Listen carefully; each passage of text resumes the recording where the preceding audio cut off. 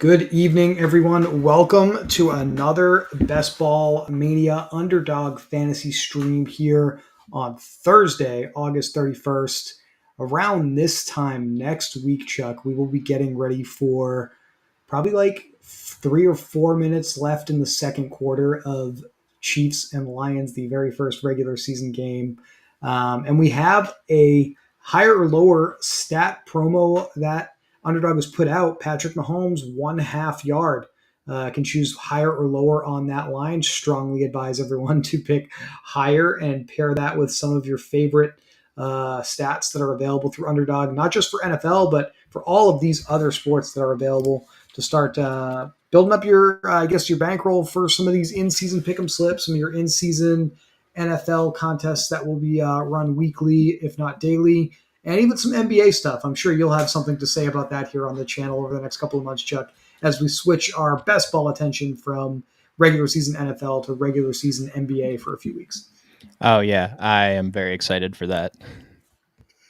So let's jump into a Best Ball Mania 4 because honestly, the tournament is filling fast. We're at 89.1% full. And I think the biggest news that we got today, Chuck, is that Cooper Kupp suffered a setback with his hamstring strain from end of July during training camp.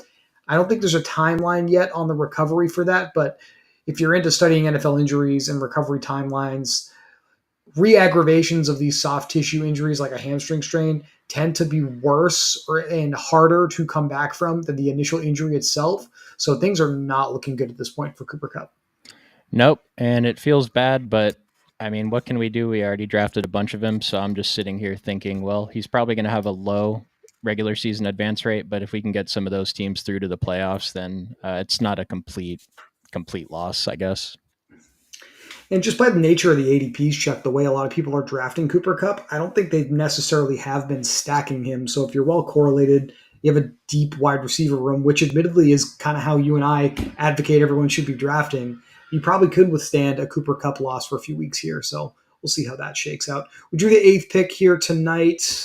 So I will see. I will be very interested to see if Cooper Kupp is even available for me at number 8. I've seen him still go in his normal range. I don't think the field is really reacting too much to the news that came out today just yet. Yeah, if I'm interested to see where he ends up in your rankings if you adjust him to be out for a few games, but I'm thinking it's probably more reasonable to take him early second, mid second, or is that a little bit too late, you think? I have him for 95 receptions, just under 1,300 yards, 9-10 touchdowns. If he plays a full season, was about to actually shave 4 games off that total. That would bring him, we expect about a month. That's a pure guess. We're not injury experts, but that would knock him down to around 73 receptions, just shy of 1,000 yards, and 7 touchdowns in my rankings, which is pretty close to what you would see from like a Christian Watson. So if you're looking for like a barometer for where I think his ADP should be if we were starting over and we were doing this all over again, that's what a late third, early fourth round pick. I don't think that sounds completely crazy. No, it's like I don't imagine him falling that He far, won't. but if he does, I mean, I'm just going to end up with a more Cooper Cup than I'm Yeah. comfortable with.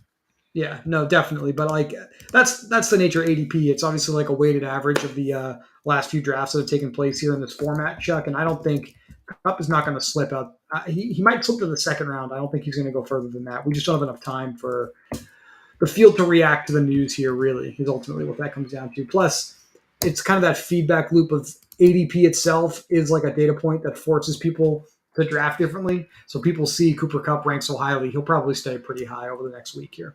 That's a good point. All right. Travis Kelce, Austin Eckler, CMC, Bajan off the board. Man, I have my choice here of Cooper Cup or any of these other receivers around here. And I am going to do exactly what you would expect me to do here and take a wide receiver. Amon-Ra St. Brown is comfortably inside the top 5 at wide receiver in my raw projections this season. I haven't been drafting him super aggressively, but now that the field seems to be valuing him similarly, I feel like that was a missed opportunity by me, and I want to make sure I grab him in this spot because it's not likely he's going to be there at 17. And obviously, if I think he's a top 4 wide receiver now with some issues with Cooper Kupp, I'm happy to take him at the 8th spot. It's funny. I thought you might do that. I was kind of hoping you would. We were talking about it a little bit earlier, and I mean, I love it. I think it's great. There's always, I mean, there's usually a player I'm comfortable taking at 17 still on the board. So especially with this guy taking Garrett Wilson a little bit early. The ideal pick here would be some Dallas correlation. I don't think it's likely I'll get CD Lamb, but that's kind of what I'm rooting for here. So Yeah, I was thinking Tony Pollard's ADP is about 17 right now. That would be a pretty fun start. get that week 17 correlation. Again, maybe a somewhat of a pipe dream here, depending on how. Yep, there we go. Disco Spider blew up the party. Nice username though. I don't think I've seen that one yet. So Tony Pollard, I think is just like an auto pick in the second round at running back, Mm-hmm. regardless of the correlation. I think he's once McCaffrey, Eckler, Chubb now are gone. It's really hard to see the same combination of floor and ceiling someone like Tony Pollard offers in this range without some of the warts of like age-related decline or training camp holdouts or just some changes to the running back room. Things get kind of dicey here at running back in the second round already. I don't think we've talked about Saquon that much, but are you out on him, or are we just not grabbing him at ADP? I think I'm just okay. I won't have the chance to grab him here. Really, I'm just expecting the Giants to be less efficient Mm. than they were on offense in 2022. I'll take Barkley in certain spots when he's available. I'm pretty low on him. I only have 3 teams with him on it this year. Um, I have some exposure, not a ton. I do think another player I don't have a lot of exposure to is just to kind of stay on point of what's going on here on the board is Devontae Adams, but I've started to get more exposure to him in this part of the calendar in the draft contest, Chuck, just because instead of being a consensus 11th, 12th, 13th pick, him being here at 16, 17, 18, I think that's pretty good closing line value. We've talked about that a little bit on Devontae Adams, and I'll probably end up with closer to the Fields rate of about 8% on Adams now, just because he's going in the second round, not the first. Yeah, it's pretty absurd. I'm kind of surprised I only have 7% Devontae on Underdog because I have over 20% over on the other site. And so I think it's just the picks that I'm getting. I'm not really getting the late round picks on Underdog as much anymore. And when I am, I'm taking Tony Pollard or whatever Mm-hmm. one of these receivers falls. Player I was taking a ton in this range, kind of where Corn Fins just picked, admittedly, was Chris Olave. I had a ton of him early, and he just does not make it to that 20th pick anymore. He tends to go right around the range I'm picking tonight. So I love Olave as well. I think when Adams, even Jalen Waddle are on the board still, I do prefer those players straight up to Olave right now. So I do too. I'm not really in on Olave. I don't know. It's just a stand I'm taking. I have 3%. If Olave is the guy, then it's fine. But I don't see too much difference between a lot of these second round guys. I know I talked yesterday that past pick like 17, 18, 19, it's a little bit difficult for me, but the range of outcomes is so similar now. Josh Jacobs, I believe, was a running back you were drafting pretty aggressively when we started in May. How do you feel about him now that the holdout's definitively over? Definitely going to be the guy. Are you back to picking him, or have you just not been landing on him? Because his price has kind of corrected back to where it was before all that nonsense went on, right? Yeah, I did a handful of drafts after our stream last night, and I did take Josh Jacobs, I think, once, but he's not really falling to ADP. So he's one of those guys who, I mean, there's only a week left, but he's probably going to creep up before pick 20, and I think it's fine, right? Like I've been mentioning the uncertainty at running back, and there's some uncertainty. He hasn't been practicing as long as the other guys, but I think it's probably fine. I mean, we have the same coaching staff in place with the Raiders. We saw how many touches they gave to Jacobs last season. It's pretty reasonable to expect the same base case here. Yeah, maybe last year was his ceiling season. I'm not going to deny that's a possibility here, but just assuming Josh McDaniels is going to want to use him pretty similarly, didn't really introduce a lot of new competition in their backfield. So I mean, we were high on Zamir White as a replacement, but you've pointed out several times in our shows, Chuck, Zamir White had 10 carries, 10 touches last year. I think it was between carries and targets. Yeah. Not exactly a ton of confidence in that number getting larger here now that we know Jacobs is going to play. Well, Jacobs, he went off as the RB8 right now, and it's probably correct. Maybe he should be in front of Derrick Henry, or I don't know. But either way, I mean, we don't need an RB1 finish for him to pay off. If he does 80%, 70% of what he did last year, then we're probably going to be pretty happy. Very interesting. There's one player here that I'm a little shocked is still available. Okay, I was going to do it if Vorador didn't. Patrick Mahomes, middle of the third round, pretty good value on him here. Did not expect to see that happen. Um, hmm. Correlation in week 15 in the fantasy playoffs with Devontae Adams on the board with Keenan Allen, who, if you read any of the closing Chargers practice recaps from their training camp, Keenan Allen is still the guy in that offense, still very, very heavily involved on offense from Justin Herbert.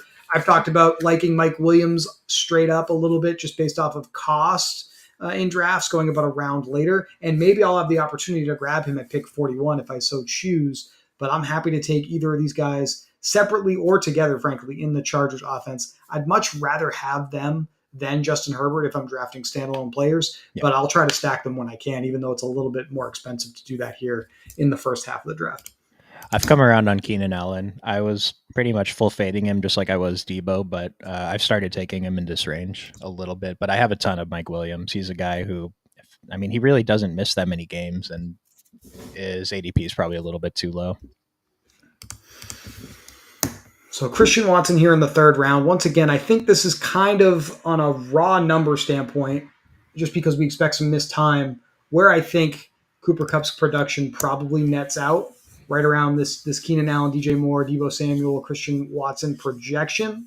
We will see what shakes out, though. I mean, there's ways that goes completely wrong. He comes back sooner than expected. Maybe he misses no time at all, or maybe he misses more time than expected and ends up even worse. So that's kind of the position we're in. I don't think at this stage how close we are to the season. I'm comfortable. I'm not comfortable at this stage drafting injuries on purpose, if that makes sense. I'm trying to avoid those situations. So I'm going to opt out of selecting these players at this point. Yeah, it's something I struggle with because I see a guy's ADP lower, and depending on the injury, I see it as value. I want to take the value. Speaking of value, I just think by the end of the season, obviously things might be a little dicey here, the beginning of the year, but we have a second year running back here in Brees Hall. Yeah, a little uncertainty with Aaron Rodgers being interested in getting Dalvin Cook involved here, but I just think this is a range where you're betting on the league winning upside of your running back to anchor your team around. And Brees Hall is, I think, that guy in this range right now. I mean, Stevenson as well, but these guys sliding to the fourth round, I feel like we need to punish the field for allowing this to happen. Oh, I love it. No, I love this is a strong start. I almost took Ayuk, who went right after me here, but just thinking about the running backs that will be available. I mean, we're comfortable. We've done it many times on this channel, waiting pretty long on running back, but I still don't feel like I have enough Brees Hall. I have 7 teams with Brees Hall, which is about 10% of my portfolio at this point, Chuck. So I'll be beefing that up a little bit here, and I'm more than happy to do it. No, I love it. I have 7%, so I'd like to get a little bit more. I probably will, especially if they drop that puppy 4 that they were teasing. They did say that they're going to have a puppy 4 before season starts. I'm assuming they'll drop it Saturday. Kind of wish they would just drop it right now. But the low stakes players like me, we have one more good big puppy to look forward to. So. And I know we have one dedicated viewer of the channel here, Jets13 in our Discord. He'll be very happy to hear the bull case for owning Brees Hall this year being spewed on this channel tonight. So that take was for you, sir. I think there was something earlier that I saw about they're kind of expecting, or maybe it was just a beat writer, but someone was expecting Brees Hall to overtake the work in the second half. And I mean, that's a pretty reasonable expectation, I think. So. Yeah, on paper, like if you check my rankings that I put in our Discord, the Underdog Best Ball channel that we have in the Occupy Fantasy Discord, Hall and Cook are going to look pretty closely ranked, but that's because I'm projecting the 17-game season. There's going to be weeks where Cook takes the lead. There's going to be weeks where Hall takes the lead if it shakes out the way that we're thinking it will. But most importantly, to your point, we're expecting Hall to be the guy in those ever important fantasy playoff weeks. And week 17 upside is everything in this contest. So that's really all I'm concerned with here. And tell me if I'm wrong, but it's like I kind of am expecting a lot of kind of similar to Zeke, but maybe not quite. Where I'm expecting if Dalvin Cook puts up scores, it's because he's scoring touchdowns. Where Brees Hall doesn't necessarily have to get in the end zone to put up 15 fantasy points in half PPR. Well, I really hope that Brees Hall is able to earn some of those green zone touches and score some touchdowns as well. I feel like that'll be a disaster for us if he's only playing between the 20s and they're bringing in Dalvin Cook for goal line work. But look, we will see how that shakes out. In just 1 week, I really cannot believe that we are already here. We're going to be able to see how right and or wrong we are about the usage for all of these teams. That is the most exciting part. To me, this is obviously very nerdy to the beginning of the season is being able to evaluate the personnel usage and then kind of shift our opinions a little bit as we get ready for some of these daily and weekly contests that we can play.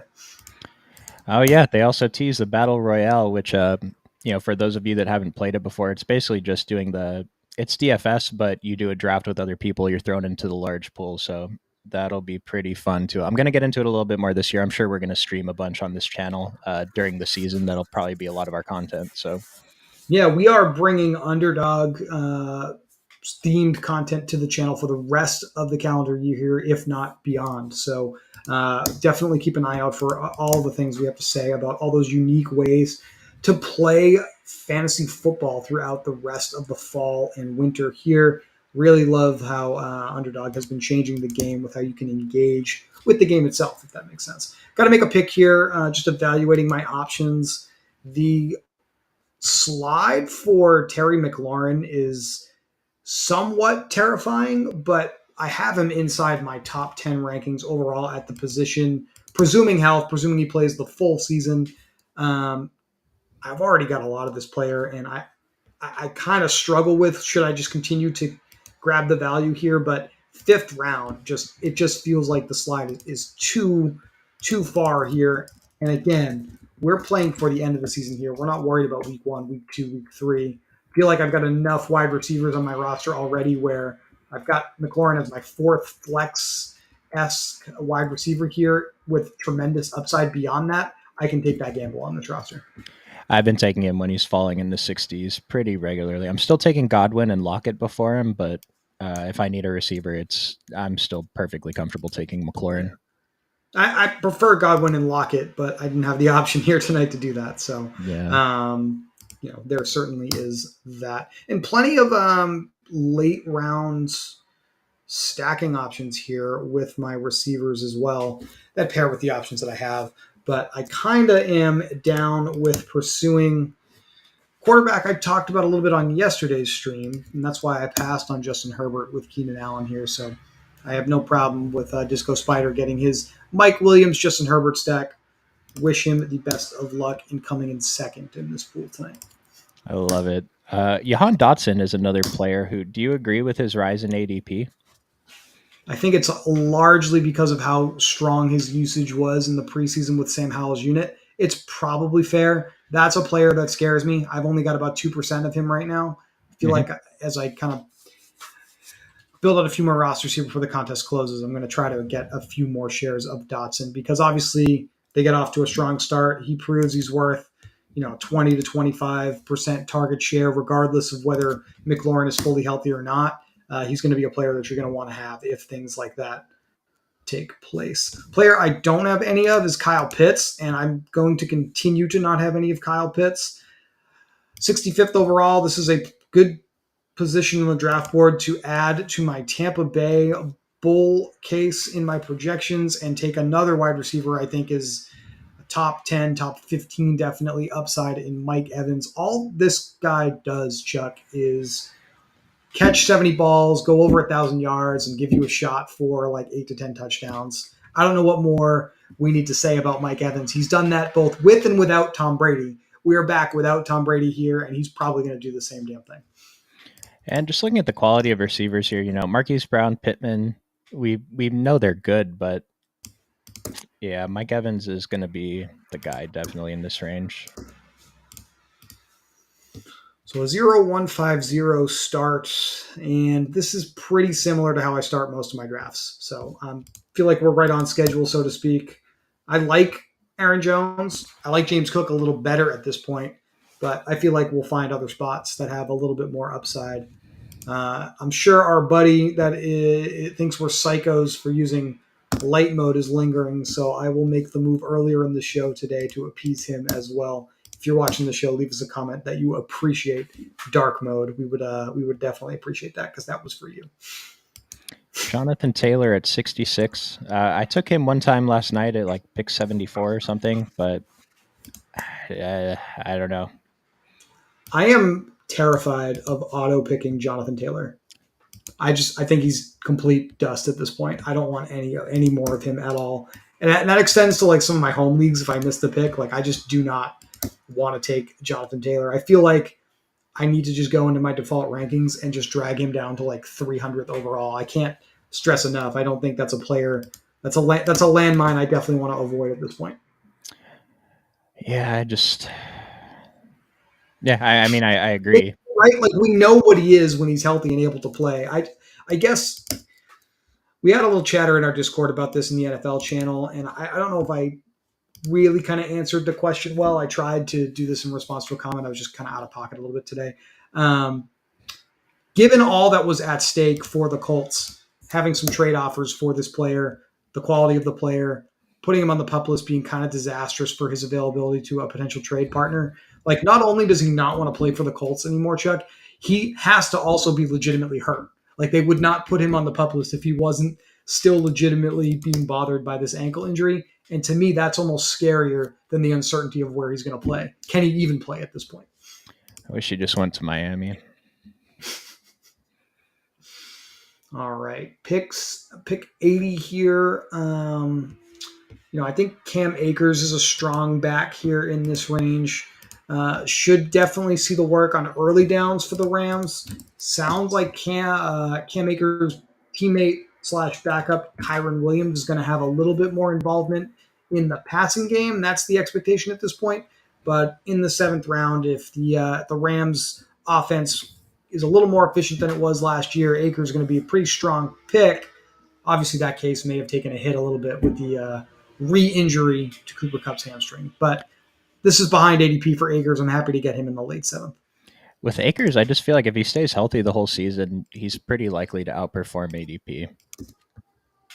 It's just a question of how much because we haven't really seen the targets with him. So if he beats his ADP by one or two like running back rankings, it's kind of meh. But I guess a relatively safe pick in your running back room, we know he's going to get those like 15 to 20 touches every game, right? So let's see what happens. Another guy here that I kind of think should be moving up draft boards more is Cortland Sutton.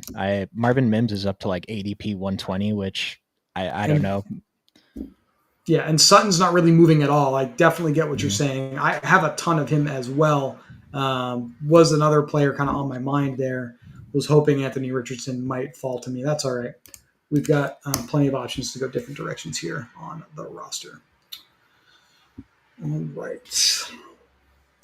And speaking of those options, with bated breath as I wait for Jay Gunner to make his pick of Alvin Kamara, I am going to welcome Brandon Cooks to the squad, get some of that week 17 correlation between Amon-Ra St. Brown and Brandon Cooks with that Dallas-Detroit game. And hopefully I can snag one of those quarterbacks on the way back here. Yeah, when I have this Detroit Dallas correlation, I find myself taking Goff more. I mean, he goes 30 picks later than Mm-hmm. Dak Prescott, but I kind of want a little bit more Dak Prescott in these stacks, I think. Most of my Dak Prescott stacks are like Pollard, Cooks, Dak, or Pollard, Dak, Gallup. I don't know if I have a ton with Lamb, and part of the reason for that is I haven't really had a ton of late picks on Underdog.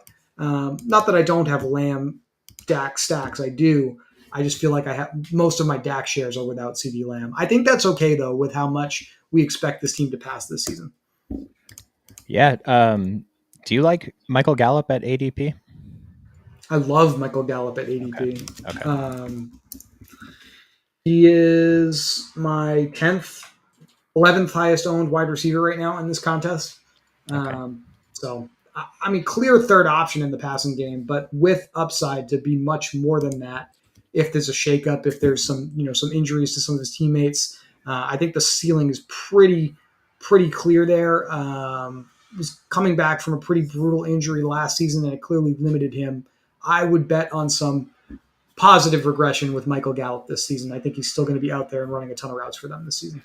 I'm glad to hear that because I have 10% Gallup, but I only have 5% Brandon Cooks, and I'm not out on Brandon Cooks, so I'm a little surprised that I have so little. I have a lot of Jake Ferguson, though. We assume he's a starting tight end. It looks like he will be. He's probably a good pick, but he's moving up in ADP a bit. Might not matter that much late round, but He and Luke Musgrave, the other rookie with Green Bay, a lot of analysis, very sharp people in the industry, some of which work for the company we are drafting a contest on tonight, saying that Luke Musgrave basically running routes on all of Jordan Love's dropbacks in the preseason. Um, I don't know, man. I just think outside of the top five tight ends, like I just don't really care that much. So when the ADP moves, it's not really something that puts me on or off a player. I still am in this camp of outside of this, like, where do you want to draw the line? Kelsey, Andrews, Hawkinson, Waller, Kittle. I'll throw Goddard and Pitts on there just for the sake of argument. Like after that, I just think all these guys are going to be so close in average points scored that I feel like the rankings are just kind of academic. I love it because I'm pretty much full fading Evan Engram, Pat Freiermuth, and Joku. Uh, Dalton Kincaid, I have a bit of, but I don't love it. Okay. We will come back to that for sure. Isaiah Pacheco, one of my favorite running backs, not going to be a member of the squad this evening. That is unfortunate for me. All right. Do I want Dak? Or do I want a running back here? Those are really the only two things I'm debating. And I just feel like Khalil Herbert is the correct pick in this range, given the construction of my roster already. Somewhat ignoring quarterback and tight end still, but feel like we'll address those needs in the second half of the contest here. And a round past ADP is great. This is probably a little bit why I don't have as much Dak as I would like. I'm like AJ Dillon, Antonio Gibson, Khalil Herbert were all on the board there, and I love taking any of those three Mm-hmm. guys. That's I like looking at my exposure versus ADP, and I can kind of see where I've been concentrating in each round, and it allows me to piece together why I don't have as much of some players as I would expect.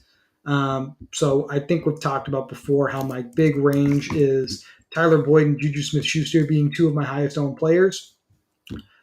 The players I am low on in that similar ADP range, believe it or not, and I feel pretty badly about this. Tank Bigsby, I only have 3%, but that's because I tend to go wide receiver in that range. I have no Samaje Perine at all. I kind of think he's overvalued this season. Geno Smith, I only have about 6% of. Jalen Warren, I also have 14% of. So between Jalen Warren and those other two wide receivers, I'm pretty high on here around pick 115. Basically, everybody else is a player I'm low on in that range. It's just kind of the natural way that goes, that push pull of ADP and where you tend to select players. Tank Bigsby's ADP rise is kind of crazy to me.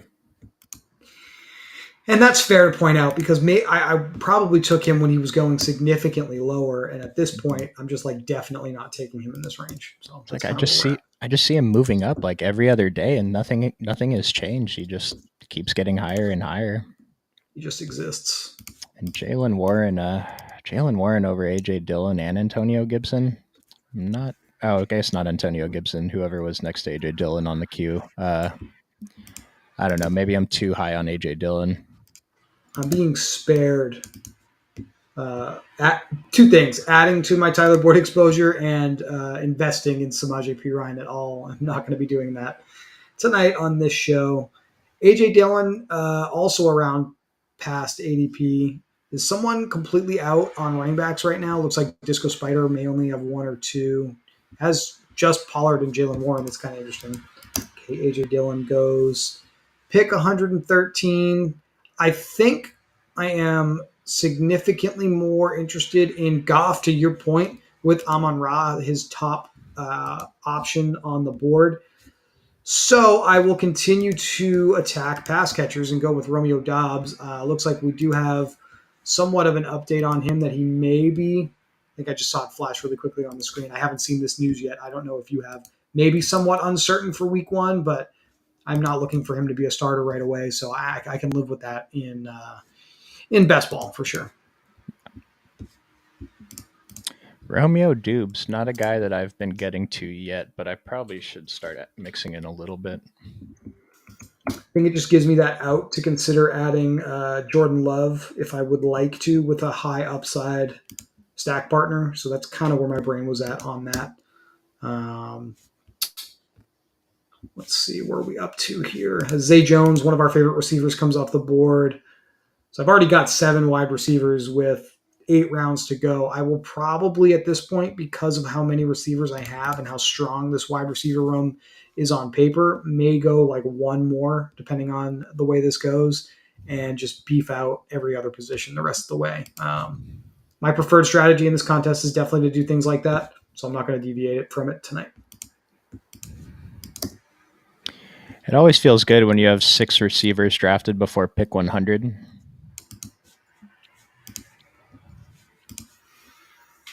Gino. Let's see if we like any of these other teams a little bit. I kind of like. I mean, John. It's your roster always looks better when you pick at the front, admittedly. But Burrow with Jamar Chase, Josh Jacobs, very good anchor running back. DK Metcalf, Deontay Johnson, pretty good regression candidate this season. Yeah, I think this is a pretty strong team here from John. 77. I think that's one of the ones I'm mainly competing with at this point. Yeah, getting a late JSN and grabbing Traylon at pick 95. I came around on Traylon. I think he's a pretty good value around pick 100 now, especially he's Looks like yeah. he's gonna play. So, all right, this is one of the things I was keeping an eye on. Where does Mostert start to go? I would have probably taken him if he had fallen to me here, even though he's already my highest exposed running back, because we've got a pretty good set of information today, even more information than we had last night when we talked about it, Chuck. Jeff Wilson is going to be on IR. That means he has to miss at least 4 games. Raheem Mostert's going to be the guy there. They can't do anything with Jonathan Taylor for at least 4 weeks either. So it seems like completely wheels up for Raheem in Miami's backfield. And it feels bad for me because my order was just Jeff Wilson, Devin Achane, and then Mostert. So I got that one wrong, but could still might be okay. Maybe. It's a long way to go in the season. I wouldn't rule it out.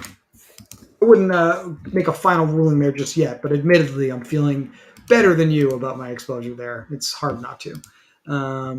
Tank Bigsby still there was something I definitely thought about, but I just have so much invested on this particular roster in that Jared Goff pairing with Amon-Ra St. Brown that I needed to do it. So I love it. Goff, another guy I wish I had more of, but I don't. And another running back I'm extremely high on.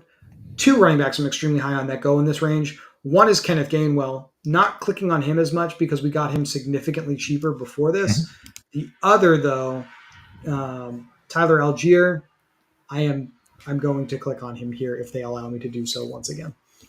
So. Elijah Mitchell is in this range too, right? And something about they want to rest CMC more than the Panthers did to keep him fresh. And, how true that's going to end up being over the season, who knows? But should I be interested in Jameson Williams just because I have the Lions combo here? Just, we're on the clock, so that's the only reason why I'm interrupting you. I would prefer to grab. I mean, I love Josh Reynolds, so I'd still prefer to grab one of the late round guys over Jameson Williams when going for the double stack. That's what I prefer as well. But since I have you here to ask you, I figured I would. So yeah, I don't see myself clicking on Jameson Williams anymore this draft season. I just wonder about Kyle Shanahan always does funky things with his running backs, and obviously we saw Elijah Mitchell get trusted with a ton of touches before the 49ers acquired CMC. Mm-hmm. But what about Jordan Mason? What about TDP, Tyrion Davis-Price there, who had a pretty strong preseason? Like, I don't know if it's as much of a lock as it seems at this point that Elijah Mitchell is absolutely the second back there in that backfield. A lot of things can change. Well, also, like with what I was saying, if they try to keep CMC fresh and he stays healthy throughout the entire season, part of Elijah Mitchell's value does go away because like he had standalone value, but the handcuff value is going to be lessened because it's just less chance of CMC getting hurt. With Brees, Cam Akers, Khalil Herbert, Tyler Algier, I'm already loving this running back room. I may only take one more, which means I may be going with a second, if not a well, I'll go with a second quarterback. I'll probably go with 2 to 3 tight ends.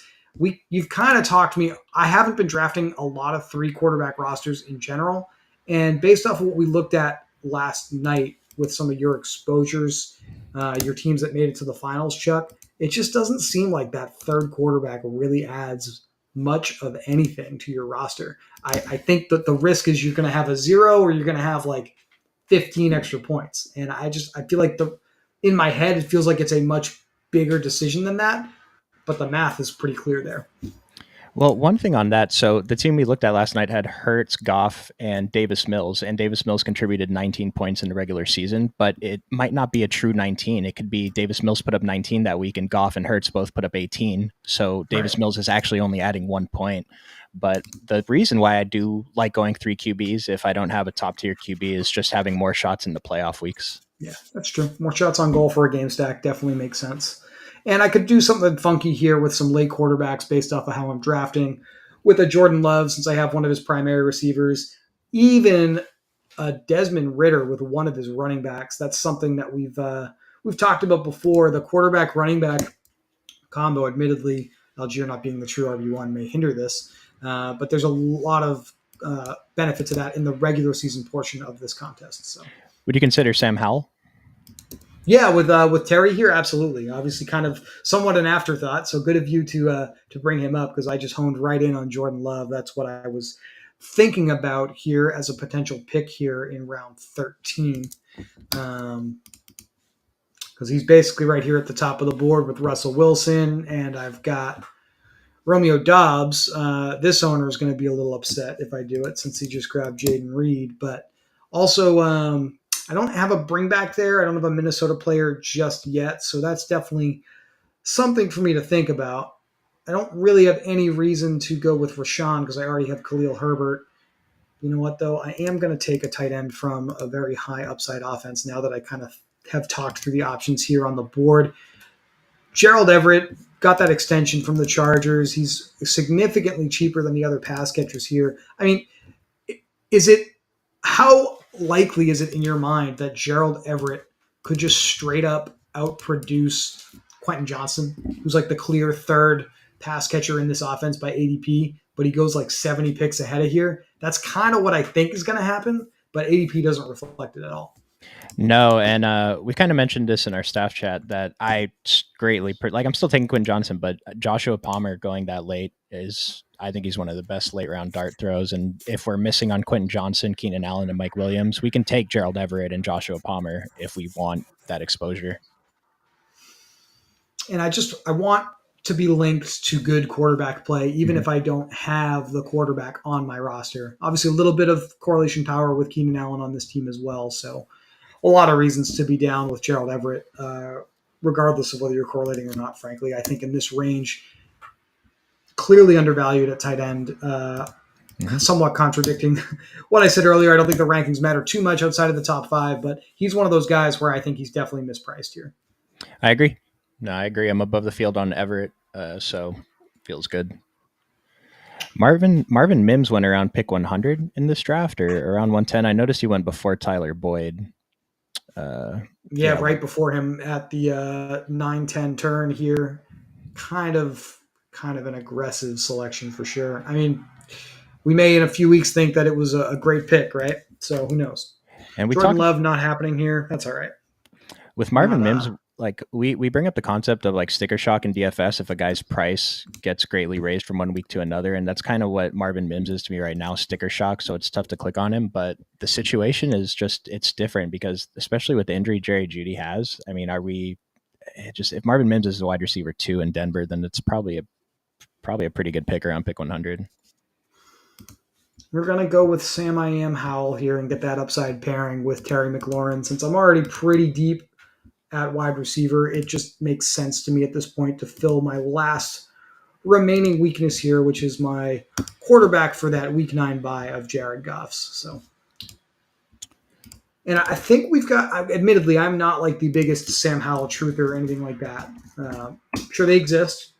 Welcome to the football community, if you do exist and if you're watching the show. But I feel like Sam Howell is one of those quarterbacks that has a little bit more mobility and upside there than we probably expect, which could be kind of interesting as well. Yeah, his rise up the draft board is probably warranted. Brock Purdy. Another guy, Brock Purdy, like I would in theory Sam like Howell, more, but Sam Howell at Sam Howell at UNC in 2021 had 828 rushing yards and 11 touchdowns in 12 games. That's extremely strong. And mm-hmm. I would say it's hard to take a player like Brock Purdy over him because he just does not really have the same rushing upside. Had right around, what am I looking at here? 200 to 300 rushing yards per season at Iowa State in college. So obviously he's not a complete statue back there, but he is not in the same tier as Sam Howell as far as rushing upside goes at quarterback. And Sam Howell, now he sounds like a player that I really need to be targeting to try to get my exposure up, especially as much as I'm drafting the Washington guys. You live here on the show for the final week of drafting for the 2023 season. We have just turned into Sam Howell truthers. So go Tar Heels. We are on board with the rest of you who have been riding the Sam Howell hype train for probably about the better half of the last 2 years. We're probably closer to Ron Rivera than we give ourselves credit for. I was giving him a little shit on yesterday's show, but you and I didn't know how good Sam Howell was until about 45 seconds ago. So here we are. Yeah, we didn't get to watch him in practice like every single day. So how could we have known? All right. And honestly, another option coming up for me to potentially double up on a Washington stack with Curtis Samuel. There's even tight end options with Logan Thomas or Cole Turner if I really want to beef that out and go that direction. I'm not going to have the San Francisco bring back most likely there, so I don't know if I'm really targeting that specifically, but I mean, it's certainly there. Like, I don't think chasing Juwan Johnson or like a backup tight end from the 49ers is really the right thing to do here. So I'd rather just have the no bring back on the combo. I think it's still fine. And it's got to be correct. As much as we talk about correlation, there's a certain point where it's not really worth it. Yeah.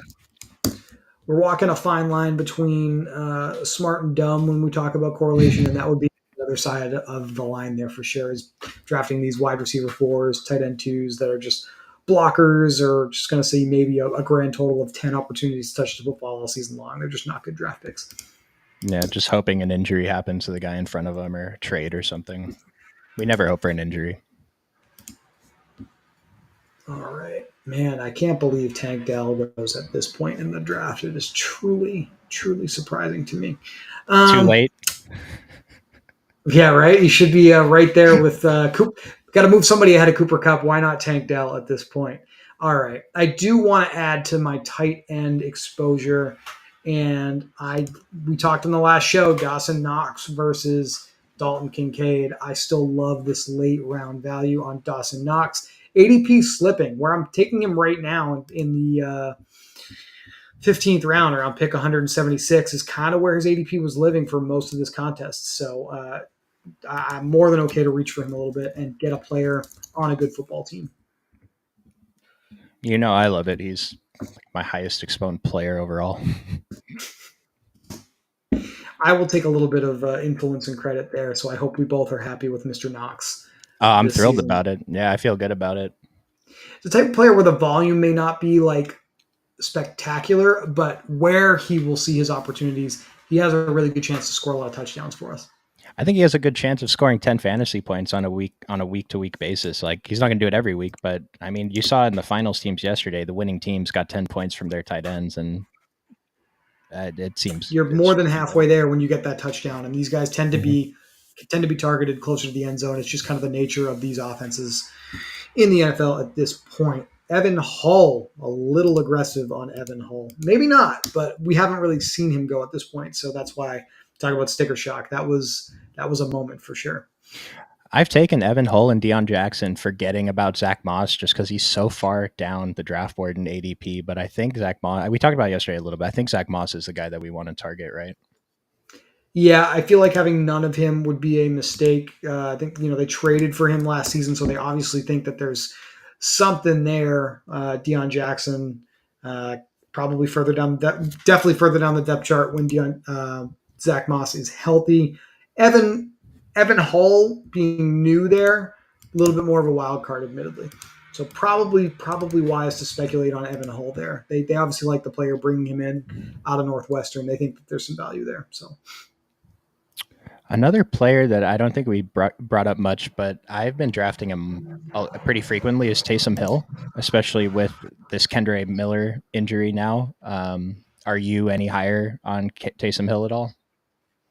I'm not. I think Jawan is the guy there at tight end to be interested in, and I think Taysom now has his own injury issues that he's kind of dealing with that are kind Mm, of strained his oblique. I mean, it's actually more than 2 weeks old, so we'll see how that kind of shakes out. But that did scare me enough to kind of be off him a little bit here. I'm not going to lie about that. Justin Ross made the active roster for the Kansas City Chiefs. And if we want to talk about asymmetric upside, this is a player that was on those Clemson teams with T. Higgins competing for the national championship.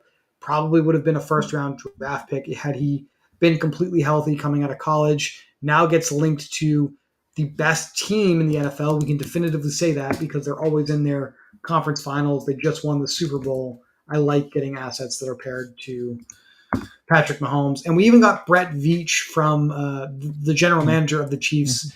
making some comments to the media, being pretty forthcoming about what he expects out of his receivers in this receiver room, Chuck. Specifically named Ross as a player that they see as a role player right now, but they're hoping he can evolve into an every down contributor some point this season would mean he's going to be a much better value at the end of the contest than he is right now. So I will absolutely gamble on that opportunity here. He threw out Ross and Rashi Rice in that quote, right? Mm-hmm. As the two Yes. guys that Yep. okay. Yep. Talked about how Sky Moore is going to be starting and playing in a lot of two wide sets for them to begin the season, and I don't think that that will change. But I definitely picked more up on the upside for both Ross and Rice as the season progresses. Something for us to be aware of as we look for assets on the best teams, which again I think is probably a good thing to do. Especially 100 ADP difference between him and Sky Moore. Just getting caught up on what's left. All right. I'm still not selecting Kareem Hunt. Maybe he has offers, maybe he doesn't. But to your point a few minutes ago, if that's a player that I need this year, it is what it is. I'm happy to not have any, to be honest with you. I mean, at this point, I'm just hoping Leonard Fournette is on a roster by the middle of the season. How much Fournette are you holding at this point? On DraftKings, 10%. On Underdog, only 5%, but it's because I completely stopped drafting him. I was over 10% not too long ago, but yeah. So it's not terrible, but you No, know, it's not. Right, I mean that's right in line with average 8%, a little higher on one of the sites there. But how many players are going to, I mean, it's just the reality of the game. There's going to be a lot of players lost to injury, and that would be the same exposure, right? Like an average mhm. player in someone's portfolio being lost, he's just not on a team. So you get that upside of he's healthy and he can contribute if someone signs him. So am I really going to take Michael Wilson again? No, I already have my 8 receivers. I'm kind of interested in running back, and I do think, well, he's right here. We've touted him a lot over the last week. Kyron Williams. And this is not something that I think I've done enough. I'm actually okay with taking both of these players because I think they will score fantasy points in different ways in the same backfield. And the cost is like not tremendously high for Kyron, so I think it's okay. I do too.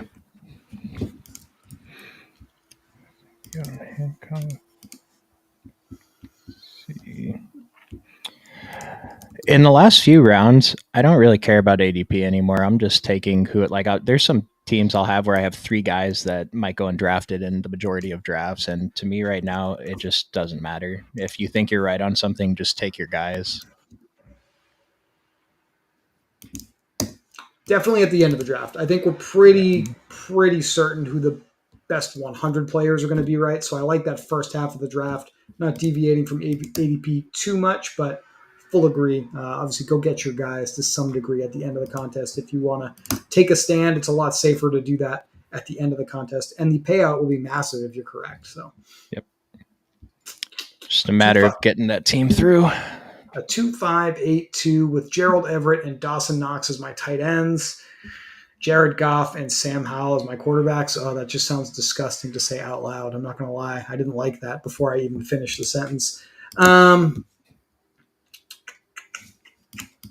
Let's see. Who do we want to take to wrap up this roster? I think there's still some very interesting value at running back here, and we are aware of Week 17 between Kansas City and Cincinnati. What the field may not be fully aware of, it's round 18 ADP. I'm not going to take it too seriously, but Chris Evans seems to be the new Samaje Perine in the Bengals offense, so I will take him here to get some correlation late with that Chiefs and Bengals game. And if somehow we get down to the end of the season and some of the ancillary players in both Patrick Mahomes and Joe Burrow's offenses are a little dinged up, maybe, just maybe, Chuck, those are the Chiefs and Bengals that everybody will need, but not everybody will have them in the last Mhm. round. But I will. No, I love that. And one of the other guys that I think he was a little bit higher, maybe he wasn't, but higher than his ADP in your ranking, Sean Tucker. Are we trying to go after Sean Tucker at all? I I know don't. you took I, him for the correlation, Chris Evans. Yeah, I'm pretty high on his median projection. Probably too high, if I'm being fully honest. Like 7 points right now is what I think he has a chance to average. That's looking at basically the Fournette Rashad White duo from last year, thinking that Sean Tucker has a really good chance to be the Rashad White to Rashad White's Leonard Fournette this year. Mm. So I definitely think as I continue to draft some contests here, I will sneak him into the last round. I don't think the buzz on him is as high because he's only available on one site, one Hmm. major site to consider, which is Underdog here. He's Hmm. not in the player pool over on the other site there. So I do think there are still a healthy amount of best ball drafters that are only drafting over on DraftKings, which I will say, what is wrong with you? You have a contest here with the biggest prize pool in the history of a like a fantasy draft contest that you can access for just a $25 entry. Uh, Even if you're not drafting a ton of teams in this contest like you and I have, it just seems like it's the most fun contest you can enter. Hmm. Have a little bit of an entertainment value there with the upside of winning significantly life changing money. What could be better than that? Oh yeah, the playoff sweat in best ball. If I posted on Twitter the other day, it's in the playoffs for MLB regular season best ball, and I have 11 teams alive in the semifinals, and it's just so fun to check it every day. For football, it's a little different because there's only games on Thursday, Friday, Monday, or Thursday, Sunday, Monday, but uh, there's nothing like the sweat.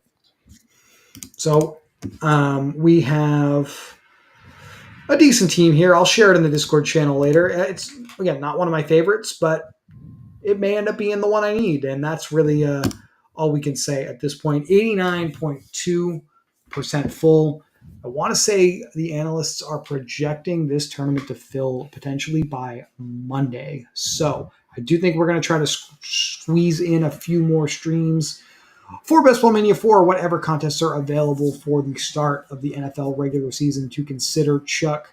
So if we get another Best Ball Mania stream in next week together, I will look forward to your closing thoughts here on the contest. We are not entirely sure when the next show is going to be, who your hosts are going to be just yet. We are definitely going to get Brian on here to talk about Mm-hmm. best ball at least one more time on the channel before the season kicks off. So just keep an eye on the channel. Make sure you're subscribed. Ring the notifications bell. You will get alerted when we schedule our next show for you all. That's it for me. Chuck, do you have anything you want to share before we get out of here tonight?